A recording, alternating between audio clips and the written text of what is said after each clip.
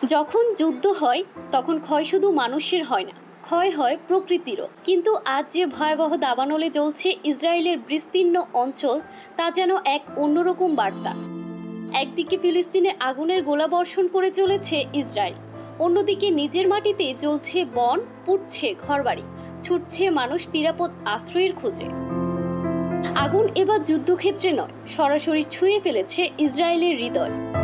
এই দাবানলের সূত্রপাত দক্ষিণ ইসরায়েলের বেশ কিছু এলাকায়, যেখানে হঠাৎ করে শুরু হয় ভয়াবহ তাপপ্রবাহ। গরম ও শুষ্ক বাতাসের কারণে আগুন ছড়িয়ে পড়ে পাহাড়ি অঞ্চল থেকে শহরের কাছাকাছি পর্যন্ত। স্থানীয় প্রশাসনের দাবি এটি একটি প্রাকৃতিক বিপর্যয়, তবে অনেকেই বলছেন প্রকৃতি হয়তো কোনোভাবে জবাব দিচ্ছে অপরাধের, অগ্রাসনের, নিপীড়নের। একটি গণমাধ্যম জানিয়েছে দাবানলের কারণে শহরের বাসিন্দাদের নিরাপদ স্থানে সরিয়ে নেওয়া হয়েছে। ফায়ার সার্ভিসের শতাধিক ইউনিট কাজ করছে আগুন নেভাতে, কিন্তু আগুনের ভয়াবহতা এমন পর্যায়ে পৌঁছেছে যে হেলিকপ্টার পর্যন্ত ব্যবহার করা হচ্ছে। আর এই ঘটনার পেছনে যখন প্রকৃতি, তখন সে যেন প্রকৃতিই বলছে, তোমরা যখন অন্যদের ঘরবাড়ি জ্বালিয়ে দাও তখন তোমাদের ঘরও নিরাপদ নয়। ফিলিস্তিনের শিশু, নারী আর নিরীহ মানুষদের উপর দিনের পর দিন বোমা ফেলে যারা আনন্দ করে, আজ সে দেশটাই জ্বলছে নিজের আগুনে।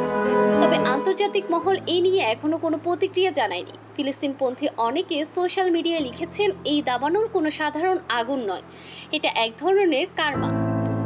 অন্যদিকে ইসরায়েল সরকার বলেছে পরিস্থিতি নিয়ন্ত্রণে আনা সম্ভব হবে শিগগিরই।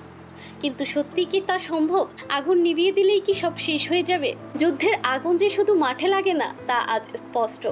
প্রকৃতি মাঝে মাঝে এমনভাবে জবাব দেয় যা সবচেয়ে আধুনিক সেনাবাহিনীকেও থামিয়ে দেয় এক মুহূর্ত। জান্নাতুল তাহসিন, এফটিভি নিউজ।